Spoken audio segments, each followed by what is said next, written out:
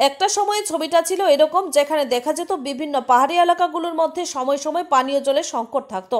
তবে বর্তমানে মাঝে মাঝে এমন কিছু ছবি সামনে উঠে আসে যেগুলো দাবি করে এই সময়ের মধ্যে জলের সংকট শুধুমাত্র প্রত্যন্ত এলাকাগুলোর মধ্যে না, একেবারে পুর পরিষদ এলাকাগুলোর মধ্যেও রয়েছে। এরকমই এক ছবি ফুটে উঠেছে কৈলাসহর পুর পরিষদের অন্তর্গত সোনামারা এলাকাতে। সংশ্লিষ্ট এলাকার স্থানীয় জনগণদের অভিযোগ হচ্ছে, একদিন দুদিন নয়, দীর্ঘ প্রায় 6 মাসের বেশি সময় ধরে গোটা এলাকা পানীয় জলের সমস্যায় ভুগছে।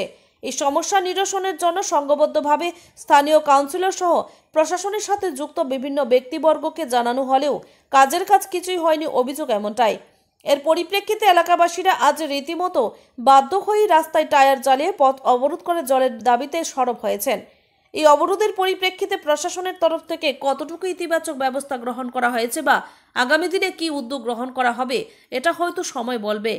তবে এই সময়ের মধ্যে এটুকু জানিয়ে দেওয়া যায়, বর্তমান সময়ে রাজ্যের বিভিন্ন শহর অঞ্চল এমনকি পুর পরিষদ এলাকাগুলোর মধ্যে যেভাবে পানীয় জলের দাবিতে কিছুদিন পরপর নানান প্রকারের আন্দোলন বা বিক্ষোভ কর্মসূচি নজরে আসে, এগুলি আর যাই হোক সুস্থ সভ্যতার পরিচয় বহন করে না।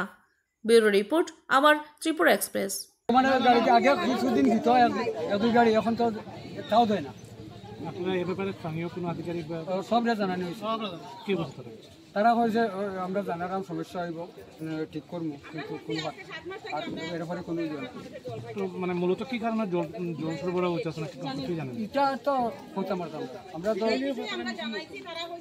মেশিন নষ্ট জল তো দিত, গাড়ি দিত, জল দিত।